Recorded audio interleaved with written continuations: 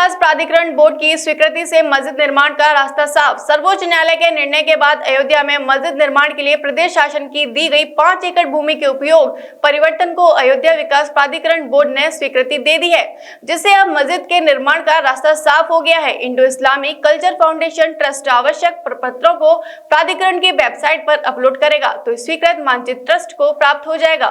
Trust ने बताया, धनीपुर मस्जिद का निर्माण अप्रैल मई से प्रारंभ हो जाएगा और मस्जिद का समूचा परिसर विश्व को हिंदू मुस्लिम एकता का संदेश देगा।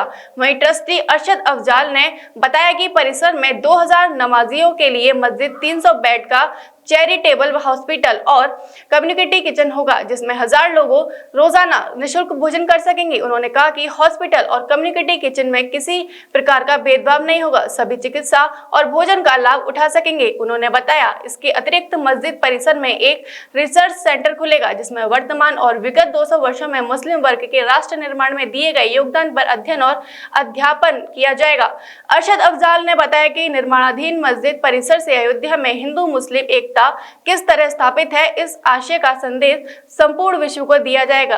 अयोध्या डीएम नीतीश कुमार ने बताया कि मस्जिद निर्माण के लिए गठित ट्रस्ट इंडो इस्लामिक कल्चर के द्वारा आवेदन किया गया था। एनओसी के लिए सभी विभागों से स्वीकृति मांगी गई थी, जो पूरी हो चुकी है। बोर्ड की बैठक में मस्जिद के मानचित्र को स्वीकृत किया गया है। सर्वोच्च न्यायालय के निर्देश पर जमीन मुस्लिम समाज को दी गई थी। उन्होंने कहा कि अयोध्या सांप्रदायिक सौहार्द की भूमि रही है और हमेशा रहेगी। अयोध्या विकास प्राधिकरण ने कल यानी शुक्रवार को अयोध्या मस्जिद ट्रस्ट का जो प्रपोज प्लान था मस्जिद निर्माण का, उसका नक्शा पास कर दिया है। ख़ास बात यह है कि ये नक्शा 2 साल से अटका हुआ था, किन्हीं वजहों से अटका था, लेकिन अब अंतिम रूप से इसकी मंजूरी मिल गई है। अब मस्जिद निर्माण का रास्ता साफ हो गया है। हमारा ट्रस्ट जो इंडो इस्लामिक कल्चरल फाउंडेशन है, जो इस मस्जिद का निर्माण करेगा, रमज़ान के बाद एक ट्रस्ट की बैठक होगी। उस बैठक में ये चीज़ फाइनलाइज होगी कि मस्जिद निर्माण की क्या रूपरेखा रहे और किस तरह उस निर्माण को लेकर हम आगे बढ़ें।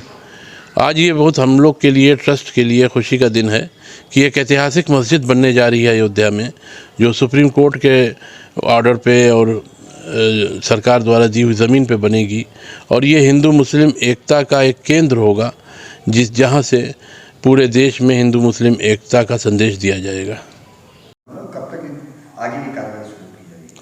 नहीं, देखिए, संस्था ने अप्लाई किया था, उस संदर्भ में जो औपचारिक कार्रवाई होती है उसके लिए सभी विभागों को दिया गया था और सभी कार्रवाई हो चुकी है। उसमें लैंड यूज पैटर्न के संदर्भ में समस्या थी, उसको भी दूर कर दिया गया है और बोर्ड के स्वीकृति के द्वारा वो स्वीकृत हो चुका है।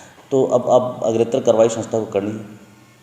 तो लेकिन जिस तरह देखा जा रहा है कि आयोग बढ़ेगा, तो उसको देखते हैं कि आपको प्रशासन ने कोई तैयारी कर रखी है? देखिए, हम लोग का लॉन्ग टर्म प्लानिंग है। हम लोगों ने ट्रैफिक के संदर्भ में विस्तृत रूप से प्लानिंग की है और यहाँ पे जो भी हम लोग एक्सपेक्टेशंस है सभी के संदर्भ में, तो वो हम लोगों ने व्यापक तैयारी की है। आप जान रहे हो कि यहाँ पे रिंग रोड बन रहा है और अयोध्या गोरखपुर जो हाईवे है उसको भी चौड़ीकरण हो रहा है। तो सभी व्यापक तैयारियां हैं और जितने रास्ते हमारे हैं राम मंदिर के पहुंच के और अन्य रास्ते भी हैं, उसका चौड़ीकरण भी किया जा रहा है। तो हम लोगों ने पूरा व्यापक प्लानिंग किया है और आपने देखा होगा कि पार्किंग के स्थल्स भी हमने लोकेशंस सेलेक्ट किए हैं और कई प्राइवेट लोकेशंस भी हम लोगों ने सेलेक्ट किए हैं, उस पर भी परचेजिंग की कार्रवाई की जाएगी।